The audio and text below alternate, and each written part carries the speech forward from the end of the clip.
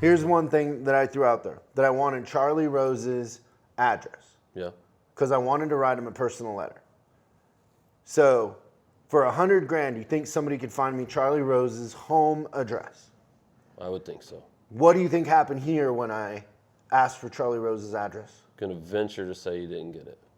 I got, he's not very popular right now because of the Me Too movement, blah, blah, blah, blah, blah. Did I ask?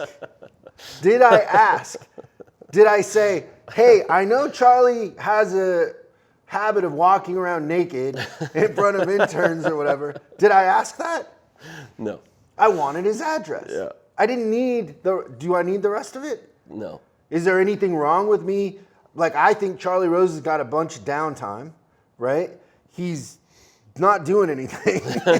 And he's arguably the best interviewer ever. Yeah. And so if I could get him to mentor me on how to interview and learn some things from him about doing shows and how he approaches things or whatever, I want to do that. I want to write him a letter. I know his address is available. $100,000 assistant. Whenever I travel, I want something waiting for me in the hotel room. I want essential water. I want snacks. Yeah. I don't want to have to go look for that when I land. I just want it there because I drink a lot of water.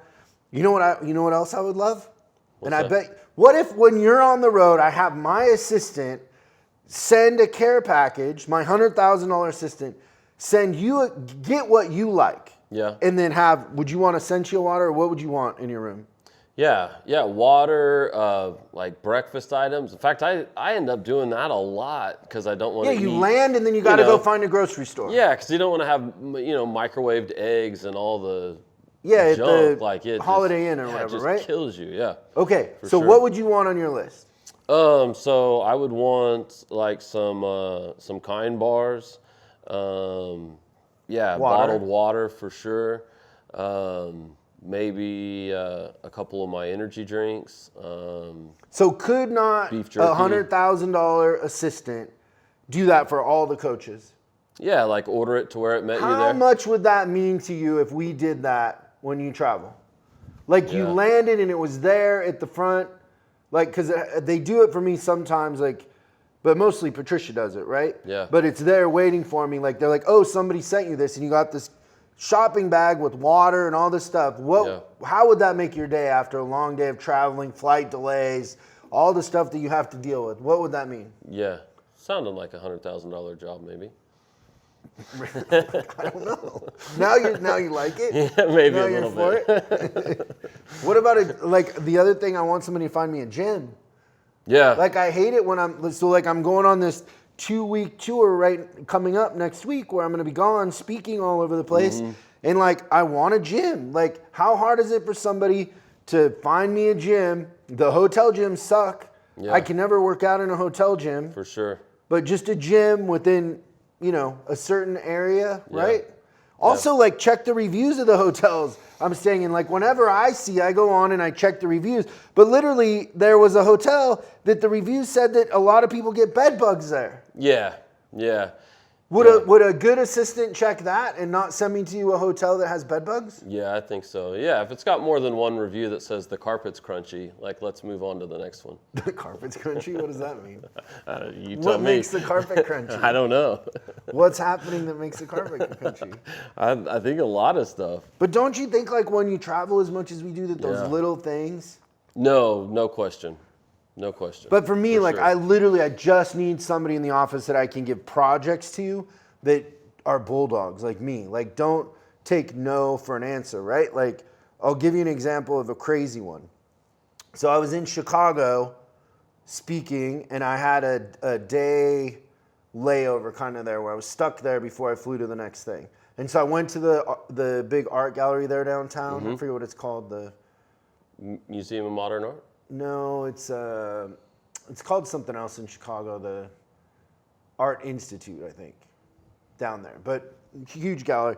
And there was an artist there. I saw his installation. And one part of his installation, they were playing these little short films that he did. And there was this 20-minute short film called Something in Trousers. It's irrelevant what it was, but I was blown away by it. It was crazy. I wanted to show the team, the video team here, that. And so when I get back, I go on this website and I order a DVD of it. And it was crazy expensive, but I ordered it because he's an artist and it's one off or whatever. And then they call me the next day and they say, hey, are you a library or a school? And I'm like, no, I'm Chris Collins. I'm kind of a training company. Well, you have to be a library or school in order to buy this. And I was like, oh, come on, like sell it to me. There's gotta be a way. And she's like, well, here's the thing you should probably do is just go to your local library and tell them you'll donate it. They'll order it from us and then you can check it out. So I asked somebody here to do that. And guess what happened? Tell me. What do you think? If I'm telling the story, do you think that they did it? No. So I say, well, what did you say? And they go, well, I went to the library down the street, the Los Angeles library, and I asked the person at the front if I could do that, and they said no. And I said, okay, did you ask anybody else? No. I'm like, okay, so I pick up the phone, and I call, and I ask for the person who's in charge of ordering stuff, and guess what? They let you donate it. Well, what library wouldn't let you donate something of value? Right. But how much time does that take? How much time does it take for me to keep a list of the things I've asked for more than 3 times?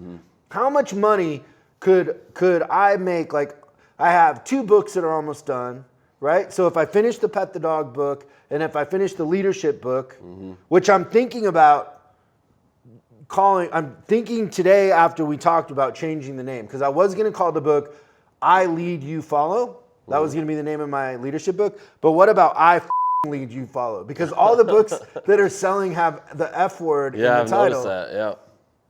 I wouldn't do it, but it's funny. Yeah. What if it was like Pet the Dog? Hey, Pet the Dog. We'd have to redo the cover in that case, but would that be funny?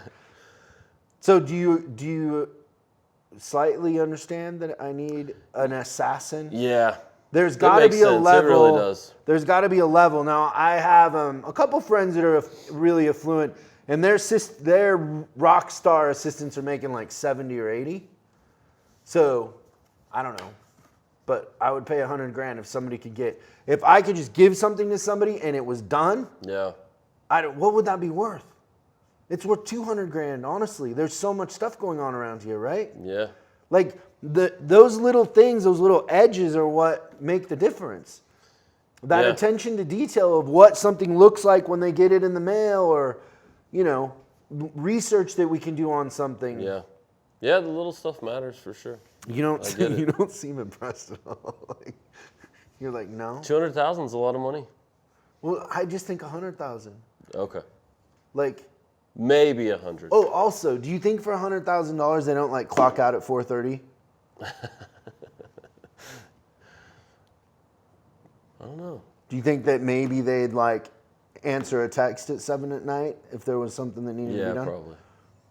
Like if there was a lot of stuff going on, like would they work more than 8 hours a day? Yeah. Yeah, I would think. Where's the level that you have to pay somebody?